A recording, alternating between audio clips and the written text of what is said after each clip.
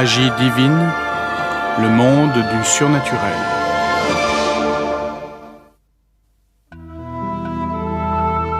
Surgis d'outre-tombe, franchissant sans bruit portes et murs, les fantômes font partie depuis des siècles de notre imaginaire collectif. Des récits d'esprits désincarnés se retrouvent dans tous les folklores du monde et les histoires de fantômes font frissonner leur auditoire depuis la nuit des temps. Nous ignorons ce que nous devenons vraiment après notre mort, mais la plupart d'entre nous se plaisent à penser qu'une partie de nous demeure. Certains croient même que nous devenons de purs esprits. D'où la troublante hypothèse que cette transmutation se passe parfois mal.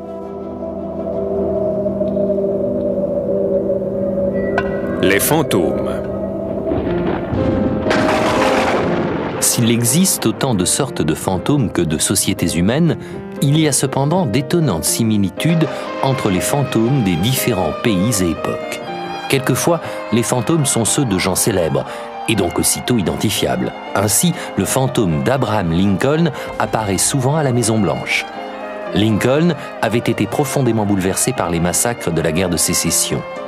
Et peut-être est-ce ce souvenir qui l'empêche de trouver le repos éternel. À l'opposé de Lincoln, certains autres fantômes sont anonymes.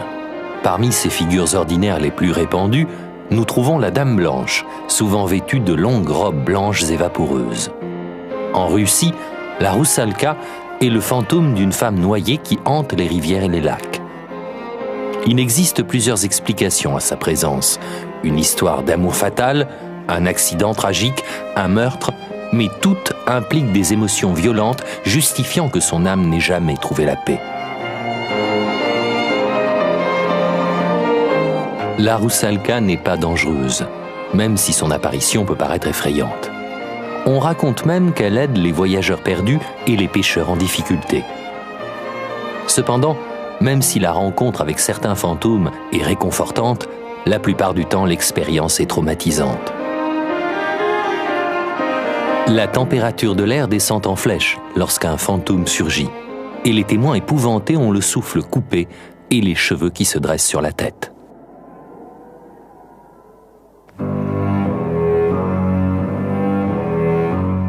Les fantômes se présentent sous diverses formes. Ils peuvent être éthérés ou tangibles, grotesques ou beaux, loquaces ou muets.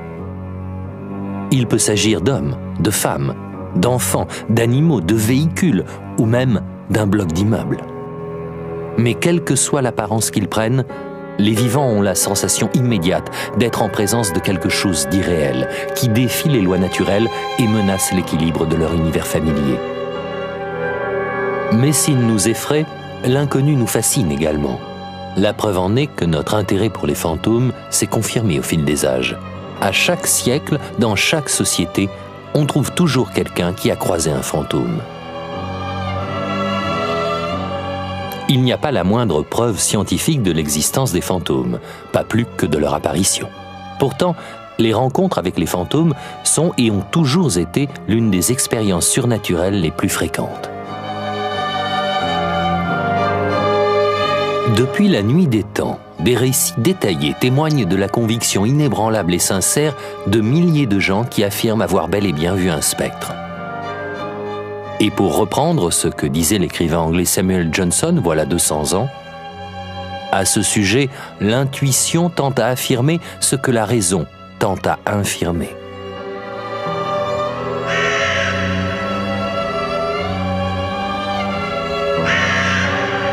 Au Moyen-Âge, la croyance populaire voulait que des hordes de fantômes s'attaquent aux vivants. Pour les gens, rien n'était plus terrifiant que la chevauchée fantastique, cette bande de cavaliers du ciel qui déferlait implacable sur l'Europe du Nord. Réunis sous la férule des dieux norvégiens incarnés, les chevaliers de l'Apocalypse épouvantaient ceux qui les voyaient ou les entendaient. La chevauchée fantastique est une ancienne légende scandinave qui s'est répandue par la suite en Europe du Nord.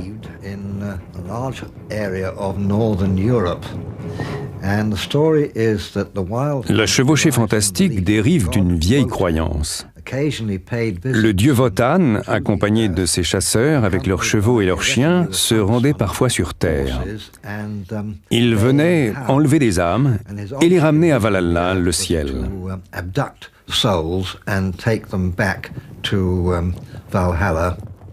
Au cours des siècles derniers, les apparitions de la chevauchée fantastique se sont raréfiées alors que le christianisme s'étendait en Europe.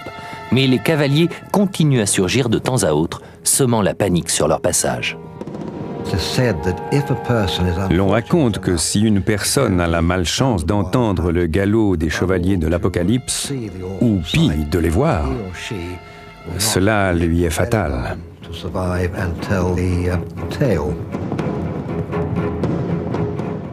La chevauchée fantastique est la preuve flagrante que les fantômes ne sont pas exclusivement des êtres humains désincarnés.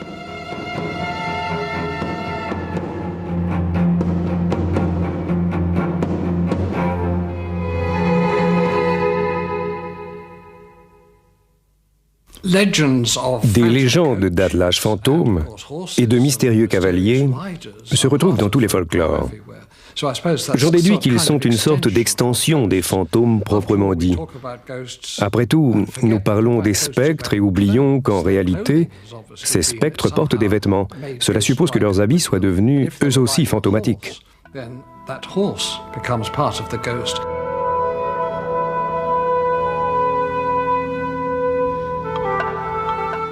L'apparition effroyable au crépuscule du cavalier sans tête est répandue en Amérique du Nord et dans toute l'Europe. De telles visions, souvent présentes dans les histoires de meurtre et de vengeance, symbolisent l'errance tragique du fantôme incapable de trouver la paix dans la tombe et condamné à revivre éternellement les souffrances de sa vie terrestre.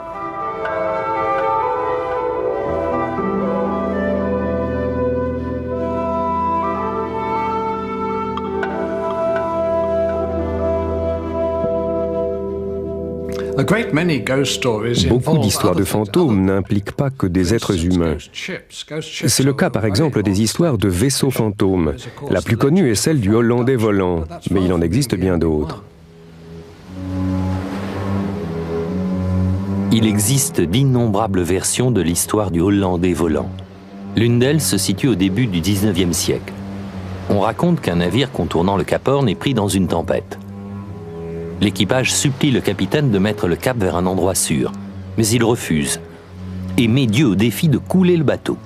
C'est alors qu'un fantôme surgit sur le pont. Devant l'équipage terrifié, le capitaine menace de l'abattre d'un coup de pistolet s'il ne part pas. L'arme lui explose dans la main, puis le spectre prononce sa malédiction. Le capitaine est condamné à naviguer éternellement à travers mers et océans. Pour les marins, apercevoir le bateau à la dérive est un funeste présage. Les fantômes existent dans toutes les sociétés depuis la nuit des temps. Les croyances qui leur sont attachées sont étonnamment similaires. Les morts sont censés quitter lentement le monde terrestre pour prendre leur juste place parmi les esprits. Si cette transition se passe mal, la personne se retrouve ballottée entre le monde des vivants et celui des morts. Il peut exister plusieurs raisons à cet état intermédiaire, comme par exemple le fait que le défunt estime n'avoir pas fini de remplir sa mission chez les vivants. Il n'est donc pas encore prêt à rejoindre paisiblement le royaume des morts. Ton heure est venue, Michael. Cela signifie que tu erreras dans le royaume des ombres pour l'éternité. Ainsi soit-il, Michael.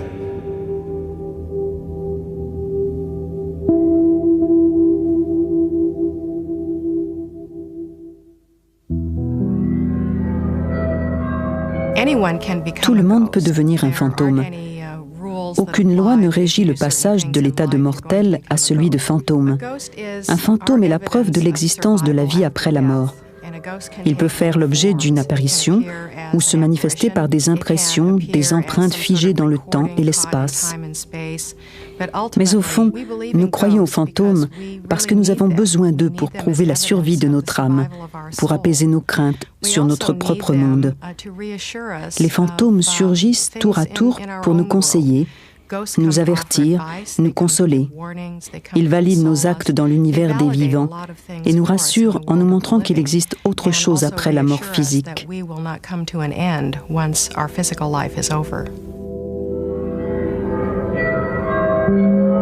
Chaque être humain a pour mission de progresser spirituellement parmi ses semblables. Et s'il ne le fait pas de son vivant, il est condamné à le faire après sa mort. C'est pourquoi je ne peux pas trouver le repos, je ne peux rester, je ne peux m'attarder nulle part. Mais les fantômes peuvent également aider les vivants à retrouver leur voie grâce à la sagesse que leur confère l'expérience de leur vie terrestre. Ainsi, le romancier Charles Dickens a vu lui-même des fantômes qui ont joué par la suite un rôle primordial dans ses œuvres. Dans l'un de ses livres les plus célèbres, Les Contes de Noël, des fantômes prennent en charge Scrooge, le héros, et l'aident à changer de vie avant qu'il ne soit trop tard.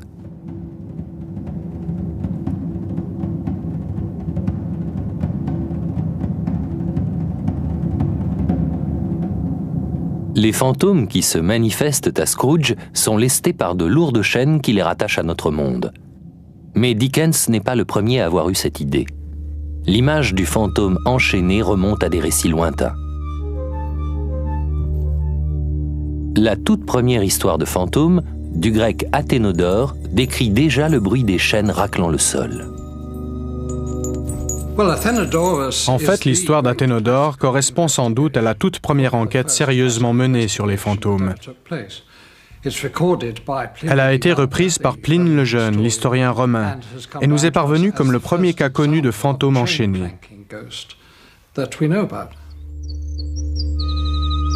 L'histoire d'Athénodore est, semble-t-il, véridique.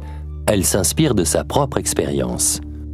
Les événements se situent en Grèce il y a plus de 2000 ans.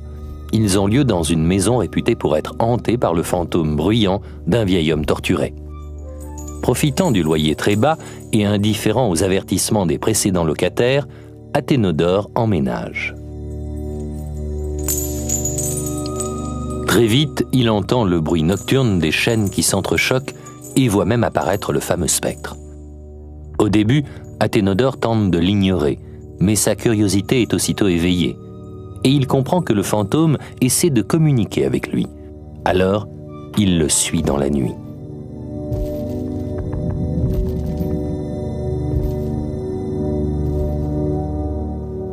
Le lendemain matin, Athénodore va chercher le magistrat local pour qu'il examine l'endroit de l'apparition du fantôme. Athénodore est certain que le fantôme a une bonne raison de hanter la maison. Il craint que l'esprit du vieil homme ne dispose pas d'un endroit décent où reposer et pense que la maison ne retrouvera son calme que lorsqu'il aura résolu l'énigme de cette apparition douloureuse. Dans la nuit, Athénodore jette des feuilles exactement autour de l'endroit de l'apparition. Selon lui, c'est là que réside la clé du mystère. Au matin, en creusant à l'endroit indiqué, on découvre en effet les restes d'un corps. Cette fois, les ossements sont enterrés lors d'une cérémonie en bonne et due forme et le fantôme n'apparaît plus jamais. Désormais, le vieil homme peut reposer en paix. Cependant, il est bien difficile de satisfaire si aisément tous les fantômes. Certains n'apparaissent que pour délivrer une sentence de mort. Ces messagers de la mort apparaissent pratiquement dans toutes les sociétés et leur funeste sentence est irrévocable.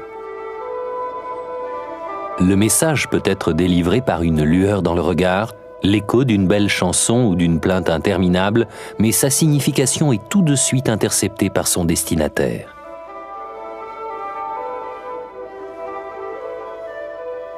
Le fantôme venant annoncer la mort est sans aucun doute celui que l'on rencontre le plus fréquemment. La Banshee des légendes irlandaises et écossaises en est un exemple.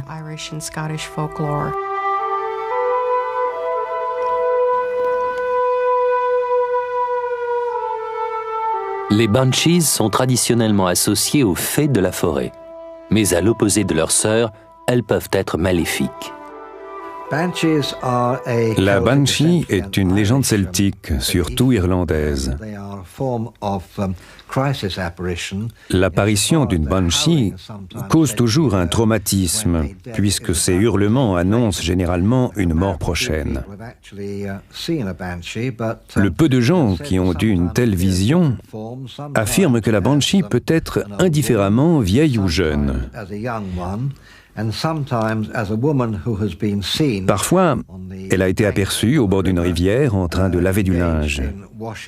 Ce linge est censé appartenir à une personne qui va bientôt mourir. En 1318, le chevalier normand Richard de Clare rencontre sa banshee. Sur la route qui le conduit en Écosse, où il doit livrer une bataille, il aperçoit au bord d'un fleuve une femme effrayante. Richard la regarde sans crainte laver des monceaux de linge ensanglantés. Puis fasciné, il finit par lui demander à qui appartiennent ses vêtements. « À vous », lui répond-elle. Richard s'en va, persuadé que la femme est folle. Pourtant, le lendemain, il gît sur le champ de bataille dans une mare de sang. De vieilles familles irlandaises comme les O'Brien, les O'Malley, les O'Rourke et les O'Donnell ont leurs propres banshees qui s'érigent un peu comme leurs anges gardiens. Elles peuvent pleurer la mort d'un membre de la famille, tout comme elles peuvent célébrer l'arrivée d'un nouveau venu. Même quand des individus s'exilent loin de leur patrie, leurs banshees continuent à les surveiller. En Amérique du Nord et en Australie, la mort de certains membres de la famille est souvent annoncée par ces mêmes plaintes familières. Pendant des siècles, l'apparition d'une banshee a souvent été annonciatrice d'une mort imminente. Les membres d'une famille qui entendaient ces lamentations savaient d'ores et déjà que l'un d'entre eux allait mourir. Mais aujourd'hui, ce sont ceux qui voient l'apparition qui sont eux-mêmes condamnés à trépasser.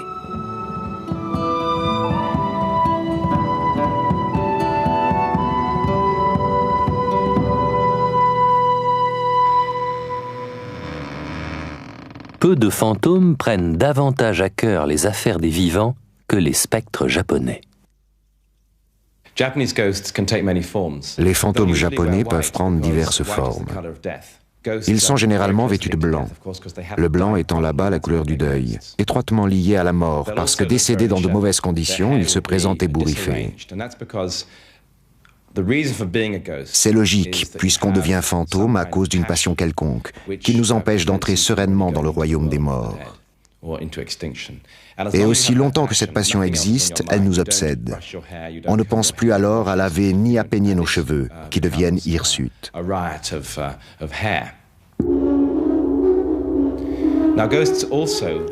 En ce moment, les fantômes, y compris au Japon, font plutôt partie du sexe faible.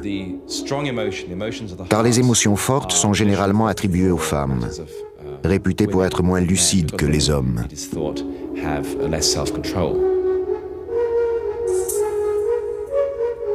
Au Japon, les fantômes sont omniprésents.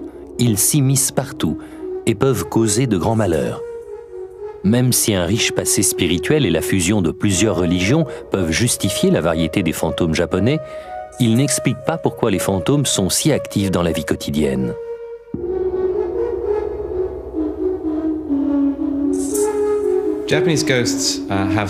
Les fantômes japonais sont dotés de certains pouvoirs que les spectres occidentaux n'ont pas. Eux, par exemple, peuvent tuer. Dans la culture occidentale, un fantôme peut inspirer à quelqu'un d'autre l'idée de tuer. Le fantôme d'Hamlet, par exemple, essaie d'amener le jeune prince à tuer Claudius. Un fantôme japonais n'agirait pas ainsi.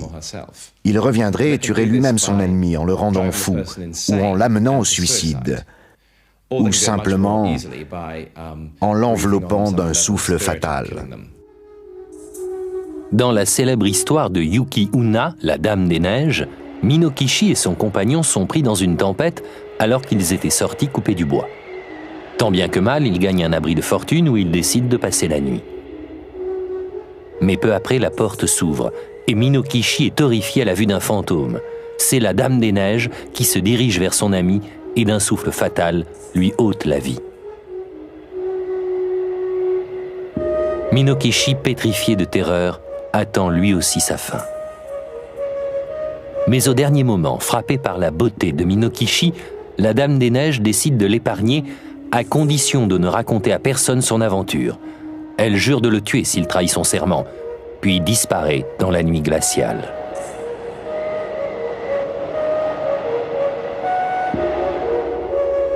Les années passent et Minokichi tient sa promesse. Un jour, il rencontre la belle Yuki qui l'épouse.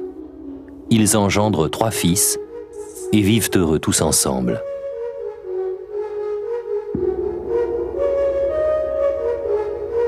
Puis un soir, en regardant sa femme, Minokichi est assailli par la vision de la Dame des Neiges. Brusquement, les souvenirs le ramènent à cette terrible nuit de neige. Il raconte toute l'histoire à sa femme.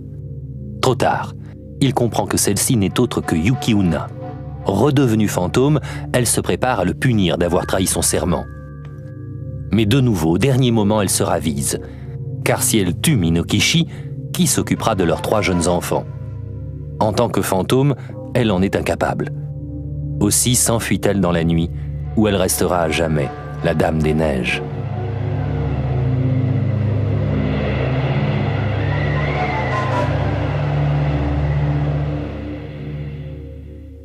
Les illustrations de fantômes tiennent une place importante dans la culture populaire japonaise. Au XVIIIe et XIXe siècle, les ouvrages sur ce thème sont accueillis avec enthousiasme dans les foyers japonais, et l'engouement pour les gravures monstrueuses devient tel que le gouvernement finit par interdire leur publication.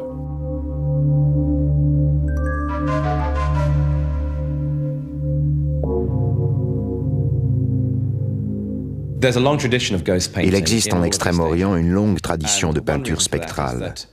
L'une des raisons à cela, selon la vieille école de peinture chinoise, est que certaines œuvres remontent à plusieurs siècles avant Jésus-Christ.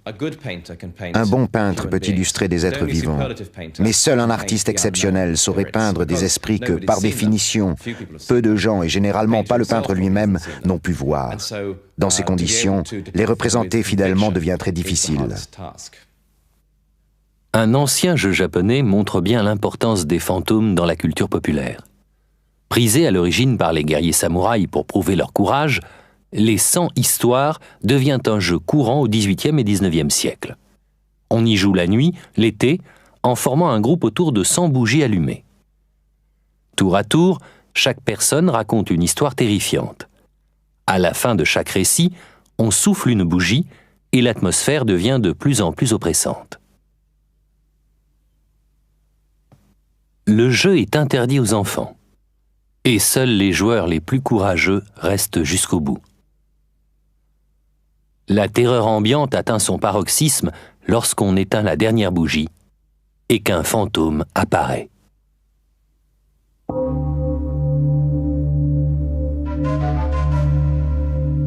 D'après les croyances japonaises, c'est le fantôme malheureux dont personne ne s'occupe qui peut revenir déranger les vivants. Ainsi, pour éviter les ennuis, il est toujours préférable de bien respecter le rituel qui assure le passage paisible d'une âme au royaume des morts.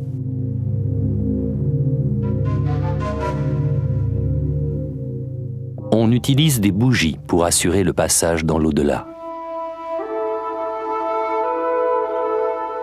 Partout dans le monde, une bougie allumée est censée repousser les démons, chasser les mauvais esprits et protéger l'âme du défunt. Dans toutes les cultures, il est considéré comme sage et bienséant de traiter les morts avec respect. Dans l'Irlande du XIXe siècle, on exprime son respect en touchant le corps d'un défunt. D'autres rituels entourent le deuil et les funérailles. Faire la toilette d'un mort a été l'apanage de la culture européenne pendant des siècles. Partout, la tradition veut que les vivants fassent de leur mieux pour assurer la survie de l'âme du défunt.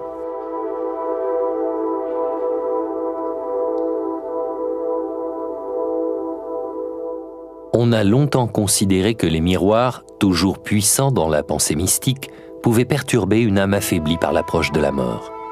Dans certaines régions d'Europe, on couvre par précaution toutes les surfaces réfléchissantes. Ce sont surtout les minutes qui suivent le décès qui peuvent se révéler dangereuses. Les fantômes et les mauvais esprits menacent alors le défunt et la famille proche. Aussi, Des amulettes, fétiches et objets de culte sont-ils utilisés en guise de protection. Ces anciens rituels demeurent présents dans de nombreuses cultures et font partie du folklore et des superstitions locales. Dans les basses terres d'Écosse, on promène encore des bougies au-dessus des corps lors d'une cérémonie issue des croyances pré-chrétiennes.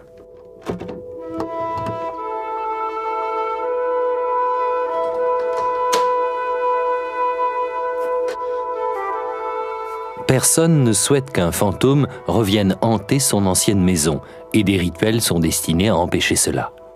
Le corps doit sortir de la demeure les pieds devant, et de préférence par la porte de derrière.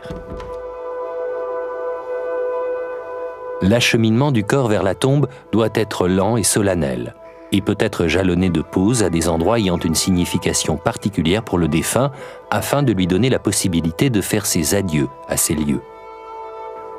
L'une des coutumes funéraires les plus répandues, qui consiste à placer les objets fétiches du défunt dans sa tombe, est certes destinée à le consoler, mais surtout à protéger les vivants. En effet, tout ce qui pourra apaiser l'âme du défunt dans l'au-delà le dissuadera de revenir hanter les lieux de sa vie terrestre. Ainsi, les Égyptiens qui redoutaient les fantômes prenaient soin de laisser des victuailles aux morts et consacraient beaucoup d'énergie à inventer de nouvelles amulettes qui permettraient à l'âme d'effectuer paisiblement son voyage dans l'au-delà. Parfois, des objets en fer sont censés empêcher le fantôme de s'échapper. Le fer est lourd à déplacer et selon certaines croyances, les fantômes ne peuvent passer à travers. Selon les anciens, les âmes de personnes n'ayant pas été enterrées convenablement ne peuvent connaître le repos éternel. Elles reviennent sur terre pour hanter les vivants. Les coutumes funéraires diffèrent autour du monde, mais toutes s'accordent sur le principe qu'un enterrement dans les règles est nécessaire pour assurer le repos éternel d'une âme. Autrefois, on prenait des précautions particulières pour exhumer les personnes décédées tragiquement, puisque généralement c'était elles qui avaient le plus de mal à trouver la paix outre-tombe. Les criminels et les sorciers aussi avaient droit à un rituel spécial. On les enterrait à la croisée des chemins pour embrouiller les esprits et les empêcher de rentrer chez eux. On empalait les prétendus vampires sur une pique plantée en plein cœur pour mettre un terme à leurs errances nocturnes.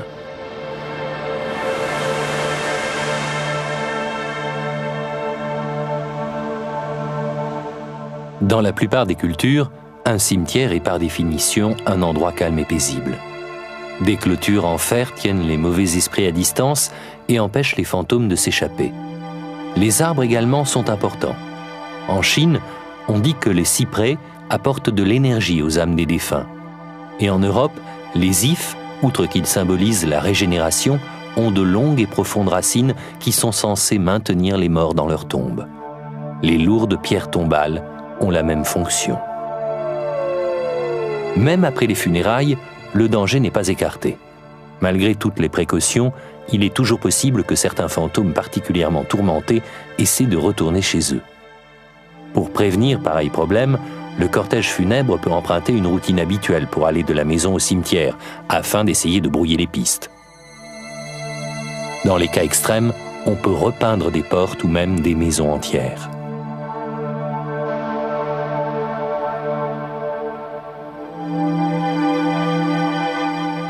Beaucoup de pratiques superstitieuses sont destinées à décourager les fantômes, comme par exemple le fer à cheval placé sur la porte censé les tenir à distance ou le sel déposé sur le seuil. L'idéal est une rivière tumultueuse qu'aucun fantôme ne peut franchir. Le port de vêtements noirs également rend la personne en deuil plus difficile à localiser par les esprits. Pour ceux qui n'ont pas réussi à écarter les fantômes, il faut savoir que l'apparition d'un revenant n'est pas nécessairement néfaste. Parfois, au contraire, ce retour peut être source de joie.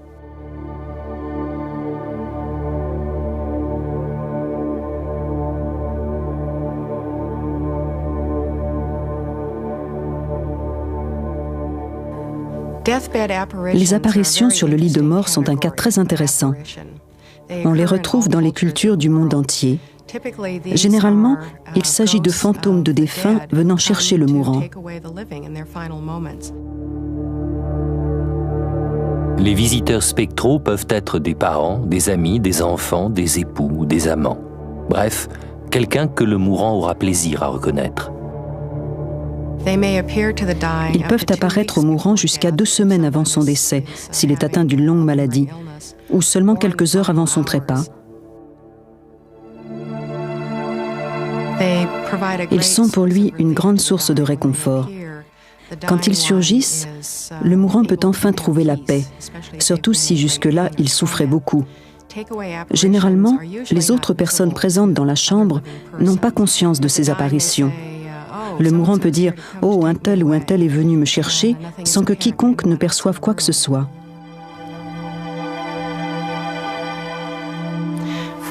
Souvent, le mourant voit des scènes d'une grande beauté qui préfigurent le paradis à venir, comme de beaux jardins, de riantes prairies ou de luxueux palais.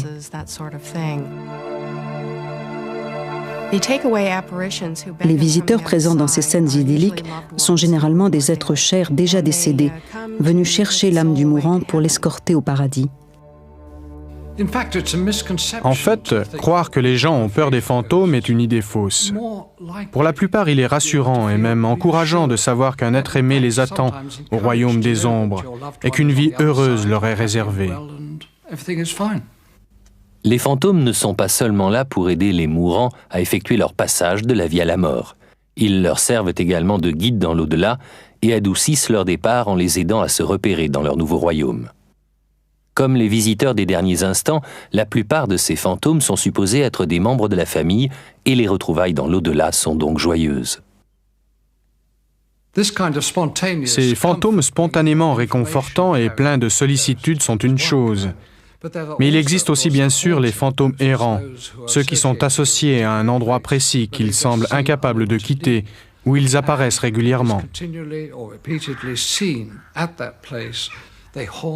Ils hantent ainsi les remparts d'un château, les couloirs d'un palais ou d'une abbaye ou d'un tout autre lieu familier.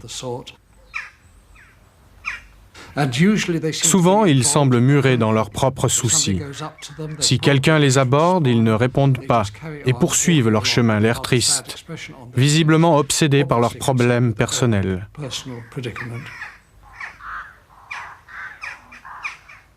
Depuis le XVIe siècle, le château de Clonenny en Irlande est hanté par le long spectre décharné d'un noble qui flotte régulièrement à l'intérieur et à l'extérieur des remparts. L'unique indice sur son identité est un caveau très simple situé juste au-delà de l'enceinte du château. Là sont enterrées Marie et Élisabeth Boleyn, cousines de l'infortunée épouse d'Henri VIII, Anne. Personne ne sait comment elles sont mortes, ni pourquoi on les a enterrées ensemble. Mais on pense que le noble devenu fantôme a peut-être joué un rôle dans leur mystérieux décès.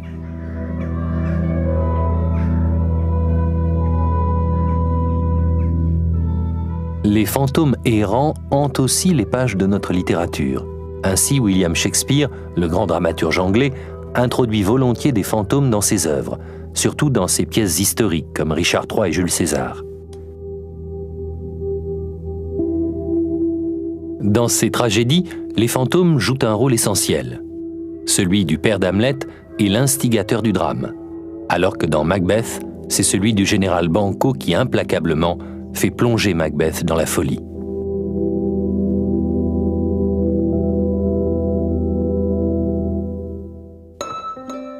Les tours de contes de fées du château de Glamis cachent de sombres secrets. Lieu de naissance de la reine-mère, c'est le plus vieux château habité d'Écosse et le plus célèbre.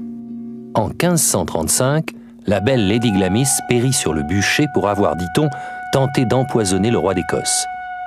On aperçoit toujours son fantôme qui erre éternellement dans les jardins qu'elle aimait tant.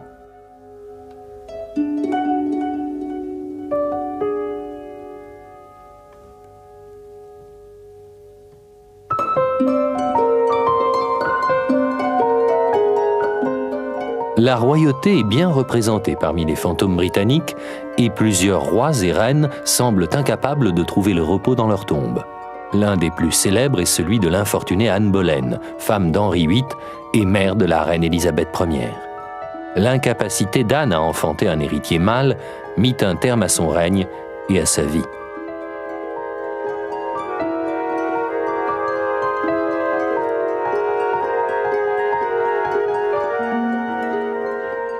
Pour permettre à Henri VIII de se remarier, la jeune et belle Anne fut emprisonnée dans la sinistre tour de Londres.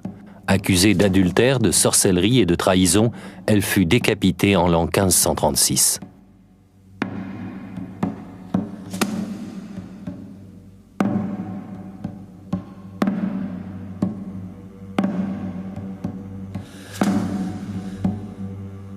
Depuis, son fantôme a été aperçu dans 5 des endroits où elle a vécu, y compris le dernier, la Tour de Londres. Là, les hallebardiers l'ont vue sous diverses formes. Parfois, Anne apparaît simplement comme une lumière étincelante. Et souvent, son spectre erre dans l'enceinte du château.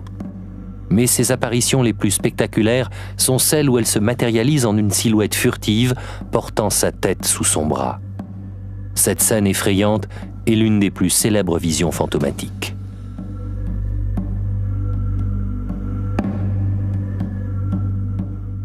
Le fantôme d'Anne Boleyn apparaît également en d'autres lieux.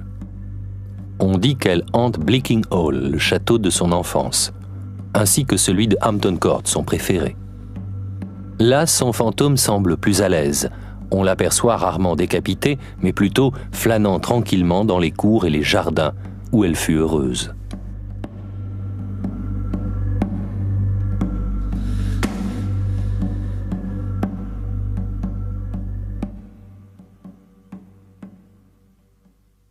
Certains bâtiments deviennent célèbres grâce aux fantômes qui les hantent. C'est le cas de la Maison Blanche en Amérique. Abraham Lincoln, qui devint plus tard un fantôme très actif, a été lui-même fasciné par le spiritisme. Désireux de communiquer avec son fils défunt, il fit appel à plusieurs médiums. Nous ignorons s'il a jamais réussi à entrer en contact avec son fils, mais les messages qu'il a reçus de l'au-delà pendant ces longues séances auraient contribué à le persuader de la nécessité d'abolir l'esclavage.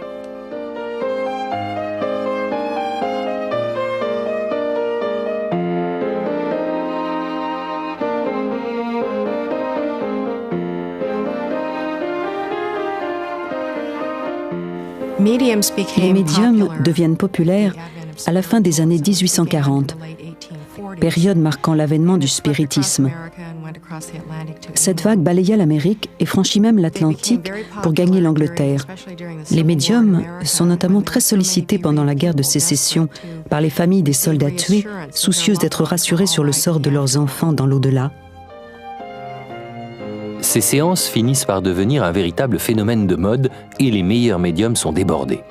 Des gens qui jusque-là savaient tout juste qu'il existait un monde spirituel essayent désormais chaque nuit d'entrer en contact avec les morts. Une séance est une réunion, enfin une tentative pour entrer en communication avec les morts. Les gens se rassemblent autour d'une table avec un médium. Cela se passe généralement dans un endroit sombre. Les gens imposent leurs mains au-dessus de la table. Et quand le médium atteint un état de conscience approprié, le phénomène commence à se produire. Il peut bien sûr y avoir une lévitation, des vibrations de la table, un déplacement d'objets ou d'étranges apparitions. Les morts se font parfois entendre, ou même se matérialisent sous la forme présumée du fantôme lui-même. Un médium peut obtenir un message direct d'un esprit, ou bien entrer en transe afin que l'esprit s'exprime à travers lui. De nombreuses tricheries ont été dénoncées au XIXe et même au XXe siècle, mais certains cas intéressants demeurent inexpliqués.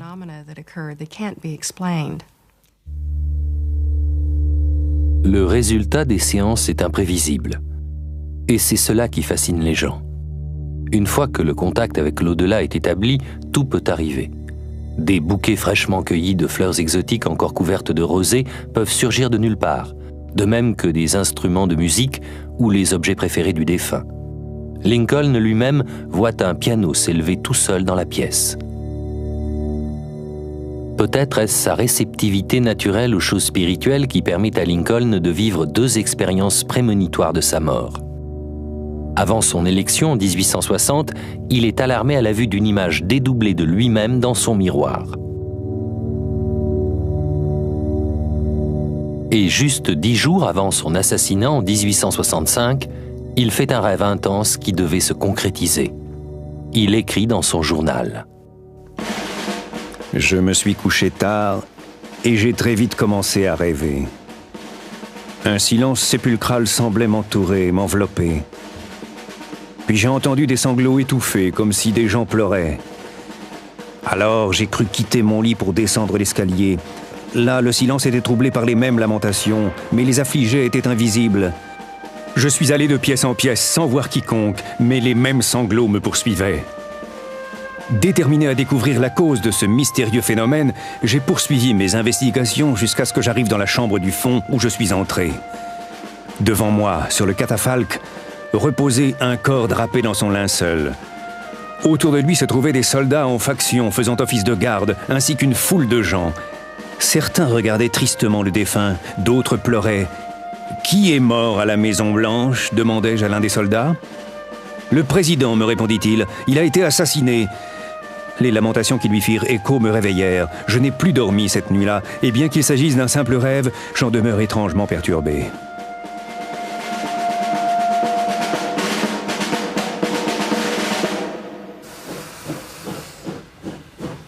Le corps du président assassiné est ramené chez lui à Springfield, dans l'Illinois, et exhumé. Même le convoi funéraire qui le transportait est le théâtre d'événements surnaturels. On prétend que chaque année, à minuit, l'heure de sa mort, un train fantôme refait le même trajet.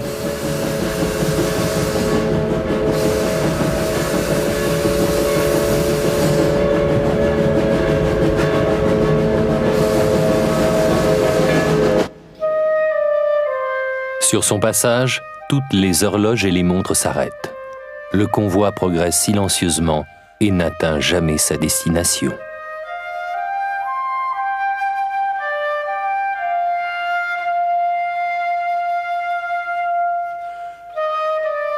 Plusieurs hôtes de la Maison-Blanche ont rapporté avoir vu le fantôme du président assassiné.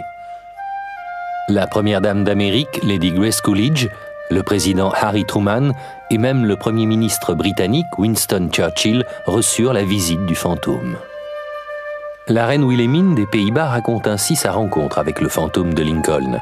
Une nuit, alors qu'elle se trouve en visite chez le président Roosevelt à la Maison-Blanche, elle lit la Bible dans sa chambre quand on frappe à sa porte. Elle ouvre et se trouve face à un grand homme barbu, coiffé d'un chapeau haut de forme et habillé à la mode du XIXe siècle. C'est seulement le lendemain matin qu'elle prend conscience qu'il s'agissait du fantôme de Lincoln. Après la mort de son mari, Mary Todd Lincoln vint sous un faux nom consulter le photographe médium William Mumler. Le cliché montre la silhouette floue du défunt président à côté de sa femme. Le bostonien William Mumler est à l'avant-garde d'une nouvelle mode. En 1861, il développe une pellicule qui semble contenir un cliché de fantôme. L'idée est née, et bientôt, d'autres photographes suivent sa trace.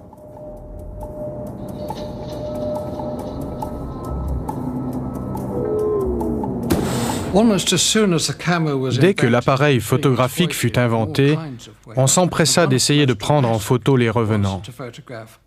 C'était là le genre de preuve que tout le monde attendait. Et enfin, la curiosité des gens allait être satisfaite.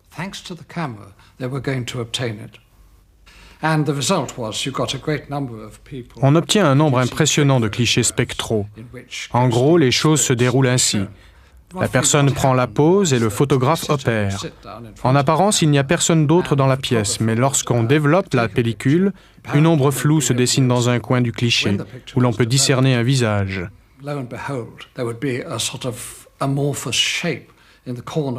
C'est toujours et encore la même figure qui apparaît sur tous les clichés. Pourtant, des centaines de personnes vont l'identifier comme étant le parent qu'elles ont perdu. Cela ne semble troubler personne. Même quand un célèbre photographe français est confondu comme escroc, beaucoup de gens continuent à croire que grâce à une photographie, ils détiennent la preuve tangible de la survie de leurs proches dans l'au-delà.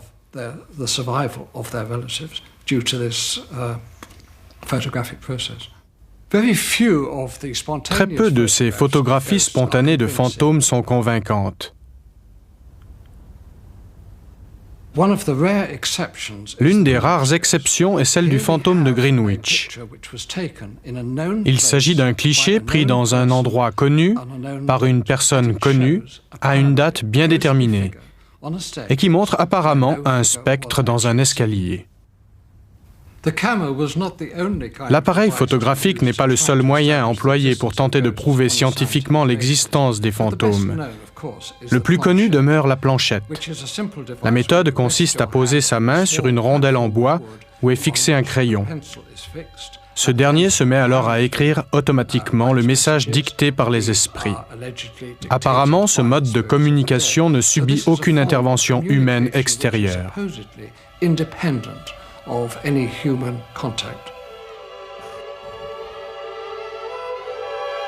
Au XIXe et au début du XXe siècle, on rivalise d'imagination pour inventer de nouveaux moyens, du plus simple au plus sophistiqué, afin d'entrer en contact avec les esprits sans passer par un médium. Mais aucun de ces procédés ne surpasse le jeu du Ouija.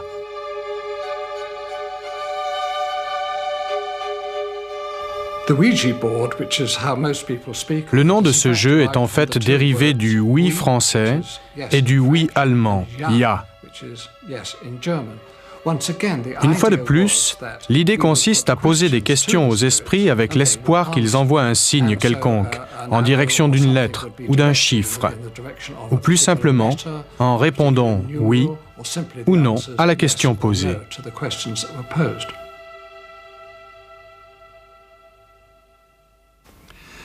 De nombreux sceptiques affirment que les fantômes sont une pure invention.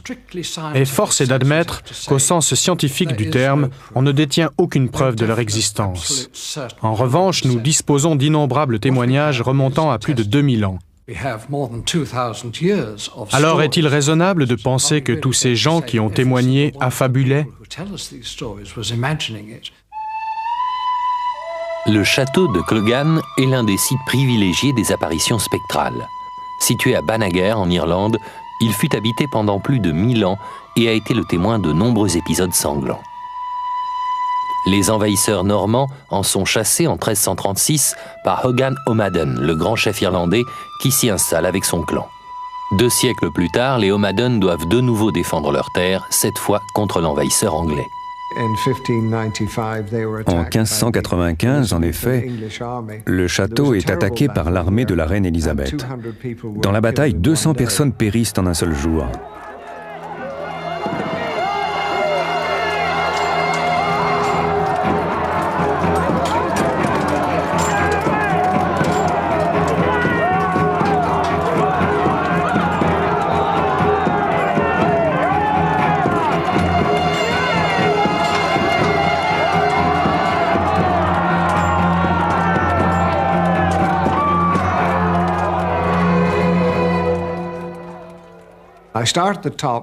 J'ai commencé par le haut, puis j'ai descendu l'escalier en spirale en fermant les portes à clé au fur et à mesure. Arrivé en bas, j'ai claqué la porte d'entrée, comme ça. Une silhouette argentée est apparue, et à la seconde précise où la porte s'est fermée, j'ai entendu un hurlement effroyable, puis le silence est revenu.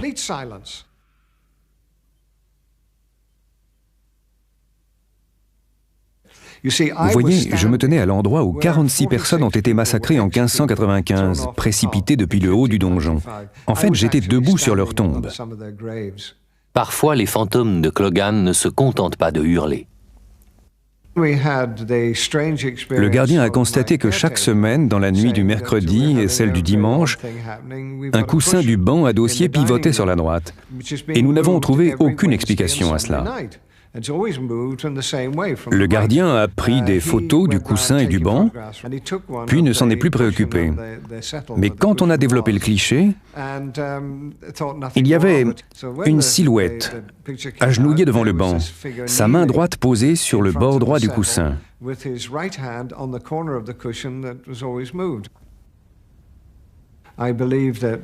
crois que les expériences traumatiques laissent une empreinte sur les lieux où elles se produisent. Une sorte de courant énergétique que l'on peut percevoir si l'on a une nature réceptive ou si les circonstances s'y prêtent. Mais au-delà de cela, je pense qu'après leur mort, les gens continuent à exister sur un autre plan et que dans certains contextes et à certains endroits, ils peuvent nous apparaître comme cela s'est produit dans ce château. Il me paraît certain que les êtres humains ne meurent pas et qu'ils peuvent revenir s'ils le désirent. Je ne crois pas qu'à ma mort je disparaîtrai complètement et je sais que si un jour quelqu'un vient saccager cette pièce et que je m'y trouve sous forme d'esprit, j'essaierai de lui faire sentir qu'il a tort d'agir ainsi. Qui sait, peut-être comprendra-t-il.